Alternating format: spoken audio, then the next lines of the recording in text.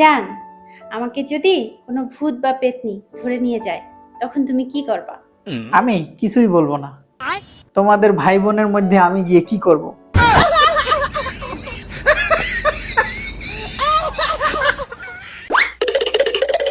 শোনো, আমাদের প্রতিবেশীরা 56 ইঞ্চি টিভি কিনেছে, তুমি আমাকে কিনে দাও। দূর পাগলি, যার ঘরে এত সুন্দর বউ থাকে সে কি টিভি দেখে সময় নষ্ট করে বলো? চাইলে তোমার জন্য একটু চা করে আনি। ঠিক আছে, যাও।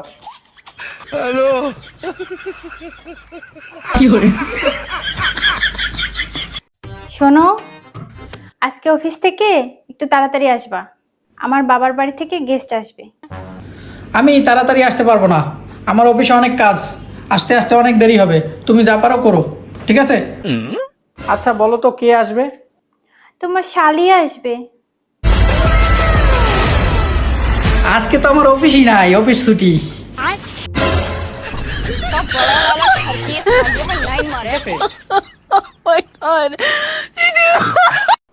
আচ্ছা, তোমার কি মনে হয় বলো তো, মানুষের সুখে থাকার জন্য আসলে কি প্রয়োজন?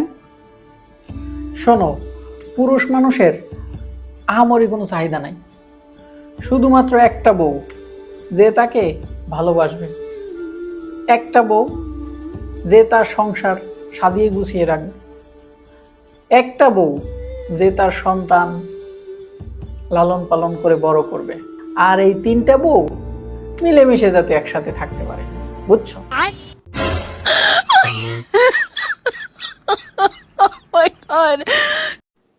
এই জানো, আজকে পর্যন্ত কেউ আমার সঠিক বয়সটা কখনো বলতে পারে নাই। কেউ বলে 18, আবার কেউ বলে 20। তোমার মুখ ফসকে যদি আসল কথাটা কখনো বেরিয়ে যায়? আরে তুমি কি পাগল নাকি? 25 বছর ধরে যে সিক্রেটটা আমি রেখে দিয়েছি মনের মধ্যে, সেটা সবাইকে জানাবো নাকি?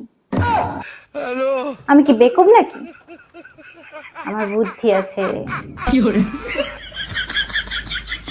আচ্ছা, জামাই যদি দুইটা বিয়ে করে তাহলে এক বউ আর এক বউর কি হয়? সতীন। আমার দৃষ্টিতে তো অন্য কিছু হয়, কি? কলিগ হয়। কোয়ালিক কিভাবে হয়? কারণ তারা দুইজনেই একই বসের আন্ডারে কাজ করে।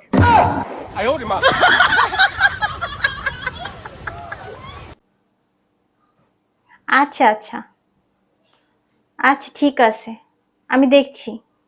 হুম হুম, রাখি। এই, তুমি কার সাথে কথা বলতেছো? আরে রূপভাবির সাথে।